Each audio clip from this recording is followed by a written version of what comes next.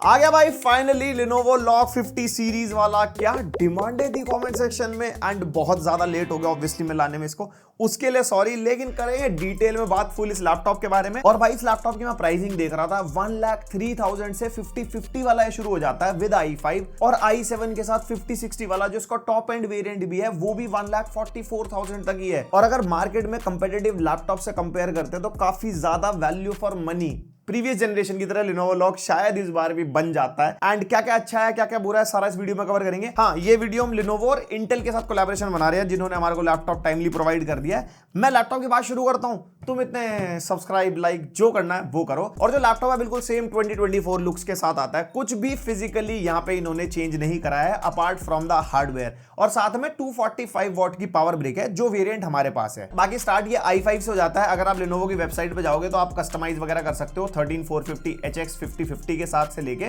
14700HX के साथ 5060 तक। एंड डिजाइन के बारे में ज्यादा डिटेल में क्या बात करें, वही टॉप लिड है, वही लॉक की ब्रांडिंग है, सेम पूरी पूरी पॉलीकार्बोनेट बिल्ड है। बिल्ड में भी कोई इंप्रूवमेंट नहीं है, सेम 2024 वेरिएंट को ये फॉलो करता है। और लैपटॉप का वेट वही 2.4 kg है और अगर आप चार्जर इंक्लूड कर दोगे तो 3.2 3.3 kg तक हो जाएगा। और बाकी लेफ्ट राइट में कोई एग्जॉस्ट वेंट नहीं है, जो है हमारे पीछे की तरफ ही है, क्योंकि इसके अंदर भी वही हाइपर चेंबर कूलिंग इन्होंने कंटिन्यू करी है। उसमें क्या होता है ना, पूरा हमारा जो सीपीयू जीपीयू उसके अंदर हवा बनती है और पीछे से एग्जॉस्ट होती है। इनटेक के वेंट्स हमारे को नीचे की तरफ मिल जाते हैं और नीचे का भी डिजाइन सेम पुराने लॉक की तरह ही है। स्पेसिफिकेशंस की बात करते हैं, हमारे पास जो वेरिएंट है Intel Core i7 14700HX वाला है, 20 कोर्स 28 थ्रेड्स वाला है प्रोसेसर है, जिसमें 8 P कोर्स है, 12 E कोर्स हमारे को मिलते हैं। और P कोर E कोर्स मैं काफी बार बता चुका हूं, P कोर्स परफॉर्मेंस कोर्स होते हैं जो परफॉर्मेंस सेंट्रिक टास्क के टाइम पे असाइन होते हैं सीपीयू को। E कोर्स एफिशिएंट कोर्स होते हैं, अगर आप कोई लो एंड टास्क कर रहे हो, फॉर एग्जांपल गाने चल रहे हैं, ब्राउजर वगैरह चला रहे हो, तो एफिशिएंट कोर्स को असाइन होते हैं एंड उसकी वजह से हमारे को बेटर बैटरी बैकअप भी मिलता है। और हमारे पास जो वेरिएंट है इसके अंदर 32 GB रैम है, DDR5 5600 मेगा ट्रांसफर्स पर सेकंड स्पीड वाली डुअल चैनल में, और अच्छा भी है 32 GB के साथ मिल गया। 5060 की पीक परफॉर्मेंस हम निकाल के देख सकते हैं इस लैपटॉप में। और ग्राफिक्स कार्ड RTX 5060 है, इसके अंदर 100 वॉट TGP के साथ 8 GB VRAM वाला GPU है और 1 TB Gen 4 SSD है, जिसकी रीड एंड राइट स्पीड आप देख सकते हो 6300 प्लस एंड 5500 प्लस। और 2 SSD के स्लॉट्स है लैपटॉप में, एक ऑक्यूपाइड है, एक फ्री मिलेगा। फ्यूचर में चाहो तो एक्सपैंड कर सकते हो, पर स्लॉट 2 TB तक आराम से हो जाता है। और कनेक्टिविटी में Wi-Fi 6 एंड Bluetooth वर्जन 5.2 और Lenovo की जो LA1 AI चिप है वो इसके अंदर भी है, जो लास्ट ईयर भी हमारे को मिल रही थी। बेसिकली ये एल्गोरिथम बेस्ड ट्यूनिंग करती है, जैसा आप लैपटॉप यूज कर रहे हो, जिस टाइप के आपके टास्क हैं, उस टाइप से ही आपके रिसोर्सेज कंज्यूम होंगे, आपकी सीपीयू की वॉटेज, जीपीयू की वॉटेज, मतलब आपको ऑप्टिमम परफॉर्मेंस मिल पाएगी लैपटॉप से। और MS ऑफिस भी मिलता है, अगर मैं Lenovo की वेबसाइट के हिसाब से बताऊं तो कस्टमाइजेबल है, 2000 रुपीज में आप ऐड कर सकते हो, अगर नहीं चाहिए तो बचा लो अपने 2000 रुपए। बाकी ई कॉमर्स वगैरह पे जब ये लिस्ट होगा या ऑफलाइन Lenovo स्टोर्स पे आएगा तो आपको MS ऑफिस वाला वेरिएंट अलग से मिलेगा। और 3 मंथ्स का Xbox गेम पास अल्टीमेट तो आपको मिलेगा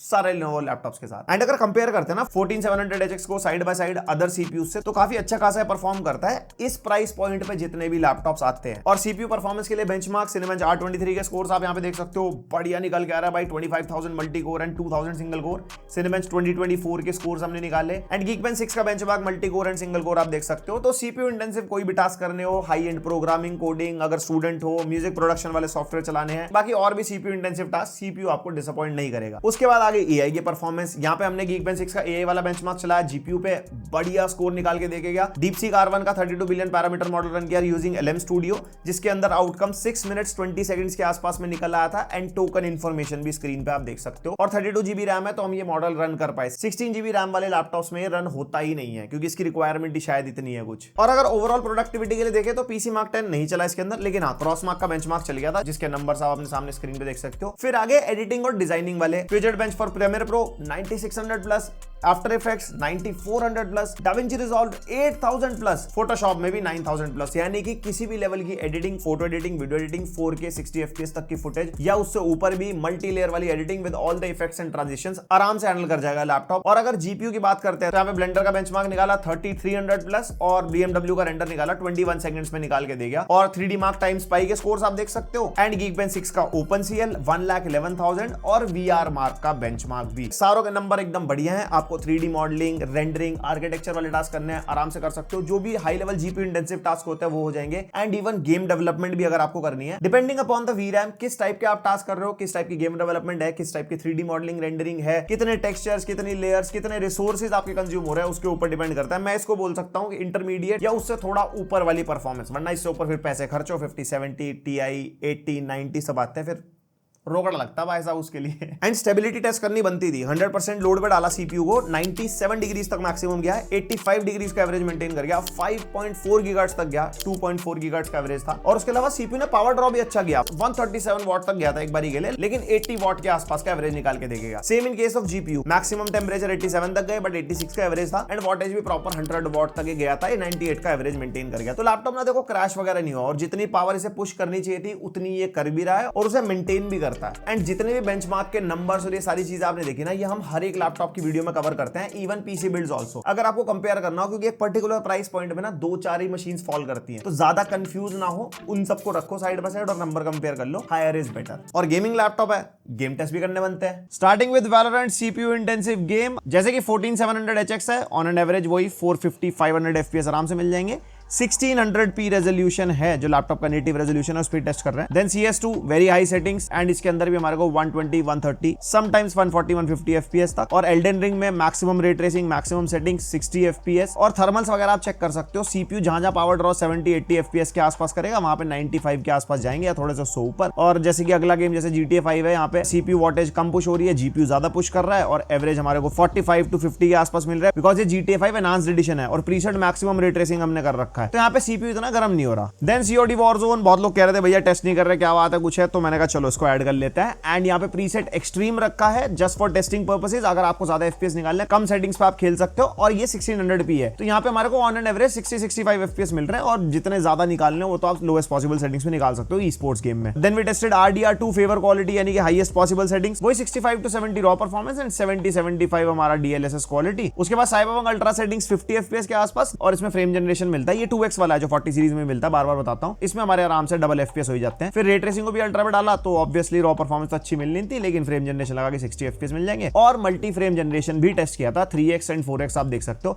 बेस फ्रेम्स अच्छे निकलते हैं तो 3x एंड 4x की परफॉर्मेंस भी अच्छी हो जाती है, बट यहाँ पे जो 3x की परफॉर्मेंस है वो 2x जैसी ही है। और ये स्टोरी गेम्स में मल्टी फ्रेम जनरेशन खेलने में कोई दिक्कत नहीं है। कोई भी ई स्पोर्ट्स या कोई भी सोल्स लाइक गेम है, उसके अंदर आपको प्रॉब्लम आ सकती है, बिकॉज इनपुट लैग आता है फ्रेम जनरेशन के साथ, AI जनरेटेड फ्रेम्स है ना। उसके बाद Hogwarts legacy ultra settings 1600p है, DLSS frame generation, ray tracing ultra, आराम से 80-90 FPS, रॉ परफॉर्मेंस ठीक ठाक प्लेबल। एंड इसके बाद Horizon Forbidden West, raw performance इतनी अच्छी निकल के नहीं आई, लेकिन वहीं पे फ्रेम जनरेशन लगा दोगे तो आपको प्लेबल 50-60 FPS के आसपास मिल जाएंगे। थोड़े बहुत ड्रॉप्स वगैरह हैं जो 40 FPS तक आ जाते हैं। उसके बाद the last of us 2 very high setting, 45 average FPS मिलता है रॉ परफॉर्मेंस में, बट फ्रेम जनरेशन लगा के 70 to 80 FPS आप निकाल सकते हो। और एक चीज आपने नोटिस करी होगी, परफॉर्मेंस 50-60 की सिमिलर टू 40-60 ही है, अगर मल्टी फ्रेम जनरेशन को साइड हटा देते हैं। उसके बाद गोस्ट ऑफ सुशिमा वही वेरी हाई पे 50 FPS के आसपास, और DLSS फ्रेम जनरेशन लगा के 100-110 तक। उसके बाद Assassin's creed shadows, raw performance payable नहीं है, बट फ्रेम जनरेशन लगा के आप 45 to 50 FPS निकाल सकते हो, और रे ट्रेसिंग भी हाई पे रखी है हमने यहाँ पे। उसके बाद हेलब्लेड 2 रॉ परफॉर्मेंस भाई बिल्कुल प्लेबल नहीं निकल गया, यहाँ पे एकदम से FPS वगैरह स्टटर मार रहे थे बहुत भयंकर, लेकिन फ्रेम जनरेशन लगा के अच्छे FPS मिल गए थे 65-70 के आसपास। एंड इसके अंदर मल्टी फ्रेम जनरेशन भी मिलता है, जिसमें 3x और 4x है, मतलब मल्टीप्लाई हो रहे हैं फ्रेम, लेकिन दोनों में हमारे को सेम ही परफॉर्मेंस मिल रहा है, बिकॉज बेस फ्रेम्स में भी इतना ज्यादा खास डिफरेंस था नहीं, तो उसको कितना ही मल्टीप्लाई कर लेंगे। उसके बाद Spiderman 2 very high settings, raw performance नहीं अच्छी निकल के आई है, लेकिन फिर भी मैं दोबारा बता दूं 1600p है, 1080p में बहुत बढ़िया परफॉर्मेंस निकल के आती है। आप चाहो तो रेजोल्यूशन कम कर सकते हो, लेकिन हमारे को नेटिव पे टेस्ट करना था। और फ्रेम जनरेशन लगा के भी इतने अच्छे FPS नहीं आ रहे थे, क्योंकि वॉटेज भी अगर आप देखोगे ना इतनी ज्यादा पुश ही नहीं हो रही थी, प्रोबेबली कोई ग्लिच वगैरह हो सकता है। फिर हमने रे ट्रेसिंग को वेरी हाई पे करा, उसके अंदर भी सेम ही हालात थे, तो प्रोबेबली गेम का इशू है या GPU ड्राइवर का इशू है, बाद में सॉर्ट होगा तो हो जाएगा। Black myth Wukong cinematic, raw performance अच्छी नहीं है, बट फ्रेम जनरेशन लगा के बढ़िया 50 एवरेज FPS मिल जाएंगे। वहीं पे रे ट्रेसिंग लगा दोगे तो भैया इनने सांसें रोक दी, लेकिन 1600p है, फिर से बोल रहा हूँ, 1080p पे खेल सकते हो। 8GB VRAM वाला GPU है, 1080p पे अच्छी गेमिंग कराता है। ये चाहो तो सेटिंग भी थोड़ी लो कर सकते हो। और वैसे हम हाई सेटिंग्स पे और नेटिव रेजोल्यूशन पे इसलिए टेस्ट करते हैं, क्योंकि अगर आपको कंपेयर करना हो ना साइड बाय साइड दूसरे लैपटॉप से, तो भाई रेजोल्यूशन का या सेटिंग्स का डिफरेंस ना है, तो आपके लिए कंपैरिजन हो जाता है। And multi frame generation try किया था 3x में, तो अच्छे आए नहीं, क्योंकि बेस फ्रेम्स अच्छे थे। 4x के अंदर अच्छे फ्रेम निकाल गया था, बट वो भी 2x फ्रेम जनरेशन वाली ही परफॉर्मेंस है ऑलमोस्ट। बस रे ट्रेसिंग के साथ इतने फ्रेम मिल रहे हैं, तो वो आप लगा सकते हो, लेकिन थोड़ा बहुत विजुअल लॉस होगा, और इन गेम्स में मैं रेकमेंड करता भी नहीं मल्टी फ्रेम जनरेशन, क्योंकि इनपुट का बहुत बड़ा रोल होता है ना। एलन वेक 2 रॉ परफॉर्मेंस 30-35 FPS, लेकिन फ्रेम जनरेशन लगा के अच्छे फ्रेम रेट निकाल सकते हो। और उसके बाद उसी के अंदर रे ट्रेसिंग लगाएंगे तो भैया सांसें रुकी जाती हैं, बट वही बात है, मल्टी फ्रेम जनरेशन मिलता है। अगर बाय चांस अच्छे फ्रेम खेलने, हाईएस्ट सेटिंग भी रखनी है, रे ट्रेसिंग भी रखना, सब करना और अच्छे फ्रेम चाहिए, तो भाई 50 सीरीज का GPU है, मल्टी फ्रेम जनरेशन के मजे वहां पे मिल ही जाते हैं। और ओवरऑल इतनी देर गेम टेस्ट करने के बाद, लगभग 3-4 घंटे गेम खेलने के बाद, WASD के आसपास 37 डिग्री तक टेम्परेचर था, जो माइनर सा वार्म फील होता है। चिपसेट एरिया 40-42 के आसपास, और जो ट्रैक पैड के लेफ्ट साइड वाला एरिया होता है जहां पे आप 30-31 डिग्रीज के आसपास है, तो इतना गर्म नहीं है। तो ओवरऑल अगर इस डिवाइस की गेमिंग को कंक्लूड करते हैं, नेटिव रेजोल्यूशन पे खेलना है तो low to medium settings depending upon the game आप खेल सकते हो। उसके अलावा 1080p में तो भैया स्वाद दिला ही देगा, जस्ट लाइक 4060, बस मल्टी फ्रेम जनरेशन आपको एक्स्ट्रा मिल जाता है। और जैसे कि लास्ट ईयर हमारे को बैटरी ड्रॉप का इशू मिल रहा था लॉक के अंदर, की गेम खेलते हुए बैटरी परसेंटेज ड्रॉप हो रही थी, जैसे 100 पे आपने शुरू करी तो वो खेलते खेलते 90% तक आ रहा था। अब इसके साथ 245 वॉट का अडाप्टर आ रहा है, पहले 230 वॉट का था i7 के साथ 4060 वाले वेरिएंट से अगर कंपेयर करते हैं। और गेम टेस्ट के टाइम पे बैटरी परसेंटेज नहीं आ रही थी स्क्रीन पे, क्योंकि MSI आफ्टर बर्नर में कुछ ग्लिच हो गया था, बैटरी परसेंटेज नहीं आई। लेकिन हमने टेस्ट किया, लंबे टाइम तक गेमिंग करी थी, बैटरी प्रोटेक्शन को ना ऑटो पे रखा था, बायोस में जो आता है ना ऑटो ही आएगा जब आप लैपटॉप परचेज करोगे उसके अंदर, तो उसके अंदर हमारे को कोई भी बैटरी ड्रॉप का इशू नहीं मिला। इवन हमने 100% पे भी बहुत देर तक गेम खेली और हमने कम परसेंटेज पे भी गेमिंग करी, लाइक 90 के आसपास शुरू करी, तो गेम खेलते खेलते वो चार्ज भी हो रहा था 100% तक, तो वो इशू अब सॉर्ट हो गया है। एंड पोर्ट सेम मिलते हैं पिछली बार की तरह। राइट साइड में हमारे को एक USB 3.2 Gen 1 type A port, एक type C USB 3.2 Gen 2 port जो PD को भी सपोर्ट करता है, 65 to 100 वॉट तक की PD अगर आपके पास चार्जर है तो। साथ में डिस्प्ले आउटपुट भी, लेकिन iGPU से डिस्प्ले आउटपुट मिलता है, प्रॉपर DP 1.4 वाली स्पेक्स है, 4K 240 हर्ट्ज तक जा रहा था हमारे मॉनिटर में। बाकी 3.5 mm जैक मिल जाएगा और एक ई शटर बटन। बाकी पोर्ट्स हमारे बैक साइड में, power input, RJ45 LAN port, HDMI 2.1 का पोर्ट, इसका आउटपुट RTX 5060 से है और ये भी प्रॉपर 2.1 4K 240 हर्ट्ज तक जा रहा था। And 2 USB 3.2 Gen 1 type A port मिलता है। तो यहाँ पे लैपटॉप एज सच पोर्ट्स में भी कोई कमी महसूस देता नहीं है, क्योंकि यहाँ पे 3 टाइप ए के पोर्ट है। और हाँ, मक स्विच मिलता है, 2025 है, बहुत कॉमन सी बात हो गई है। उसके अलावा आ जाता है कीबोर्ड, जिसके अंदर चेंज है, पहले 4 जोन RGB कीबोर्ड मिलता था, अब 24 जोन RGB कीबोर्ड मिलता है वही फुल साइज वाला कीबोर्ड है, यूज करने में फीलिंग भी सेम वही पुराने साल की तरह है। यहाँ पे कीबोर्ड की कीज वैसी की वैसी है एज इट इज, 1.6 mm का की ट्रैवल है, टाइपिंग एक्सपीरियंस अच्छा रहता है। और फुल साइज की एरो कीज हमारे को मिलते हैं जो कि एक थोड़ा सा कॉम्प्लीमेंट करती है इस कीबोर्ड को। और ट्रैक पैड का साइज सेम है, बड़ा नहीं हुआ, मीडियम साइज का ट्रैक पैड मिलता है, चलाने में ठीक है, फुली क्लिकेबल वाला है और मल्टी जेस्चर वगैरह को भी सपोर्ट करता है। और हाँ, डिस्प्ले हमारे पास जो वेरिएंट है इसके अंदर WQHD डिस्प्ले है, वैसे इसके अंदर फुल HD वाला ऑप्शन भी है। जब आप Lenovo की वेबसाइट पर कस्टमाइज करोगे ना, वहां पे आप सेलेक्ट कर सकते हो एंड चाहो तो पैसे बचा सकते हो वहां पे भी। और डिस्प्ले का साइज वही है 15.6 इंच का, 165 हर्ट्ज का रिफ्रेश रेट है, कोई डायनामिक रिफ्रेश रेट का सपोर्ट अभी भी नहीं है। और ब्राइटनेस टेस्ट हमने किया 337 निट्स तक हमारी टेस्टिंग में निकल गया है, ब्रांड ने 350 बोला है और वो जा भी सकते हैं डिपेंडिंग अपॉन द कंटेंट। और कलर गैमेट 99% sRGB और बाकी कलर गैमेट आप देख सकते हो। उसके अलावा कोई भी HDR का सपोर्ट नहीं है, कोई एक्सटर्नल सर्टिफिकेशन नहीं है, जैसे हमारे को Lenovo Legion लैपटॉप में मिलते हैं। फिर वही बात है, वहां पे पैसे ज्यादा तो उतनी चाय मीठी। यहाँ पे डिस्प्ले अच्छे कलर गैमेट वाली दे रहे हैं, even on all the variants, चाहे आप FHD वाला ले रहे हो, i5 ले रहे हो, सब में आपको 100% sRGB डिस्प्ले मिलेगी। और जैसे ही कलर गैमेट अच्छा है तो आप कलर ग्रेडिंग वाले टास्क भी कर सकते हो, गेम वगैरह खेलने में मजा आता है। एंड ओवरऑल डिस्प्ले के कलर्स वगैरह भी अच्छे हैं, तो अगर आप OTT वगैरह भी देखोगे ना तो डिस्प्ले आपको डिसअपॉइंट नहीं करेगी। और ये इसका वेबकैम टेस्ट है, माइक भी लैपटॉप का यूज हो रहा है एंड क्वालिटी बेटर इसलिए है क्योंकि 1440p 30 FPS वाला वेबकैम है। लाइट कंट्रोल वगैरह भी अच्छा है, जैसे कि यहाँ पे कोई भी ओवर एक्सपोजर वगैरह नहीं हो रहा। बाकी क्वालिटी माइक की मेरी कमेंट सेक्शन में बता दो जरा। और ई शटर बटन मिलता है राइट साइड में, उससे आप चाहो तो वेबकैम ऑफ भी कर सकते हो। और भाई स्पीकर सेम लास्ट टाइम की तरह 2-2 वॉट के 2 स्पीकर है डाउन फायरिंग वाले एंड क्वालिटी बिल्कुल सेम है। एक सैंपल सुनो,